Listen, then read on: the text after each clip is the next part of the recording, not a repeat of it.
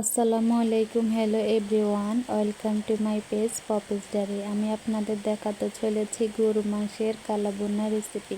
প্রথমে মাংসগুলো খুব ভালোভাবে পরিষ্কার করে ধুয়ে নিয়েছি। অবশ্যই মাংস সলিড নিতে হবে। প্রথমে আমি তেজপাতা, দারুচিনি, এলাচ দিয়েছি। তারপর পরিমাণ মতো হলুদ গুঁড়া, মরিচ গুঁড়া, জিরে গুঁড়া, আদা বাটা, রসুন বাটা এবং স্বাদ মতো লবণ। পেঁয়াজের বেরেস্তা দিয়েছি। অবশ্যই পেঁয়াজের বেরেস্তা দিতে হবে কালাভুনার ক্ষেত্রে। পেঁয়াজ কুচি ও কাঁচামরিচ ফালি দিয়েছি। তারপর রাঁধুনি কালাভুনা মশলা দিয়েছি। রাঁধুনি সরিষার তেল দিয়ে ভালো করে মেখে রেস্টে দিয়েছি 30 মিনিটের মতো। আপনারা চাইলে 1 ঘন্টাও রাখতে পারেন। আমার হাতে সময় কম ছিল, সেজন্য আমি 30 মিনিট রেখেছি। মাংসের ভিতরে মশলাগুলো ঢুকে যাবে। রান্না বসিয়ে দিলাম।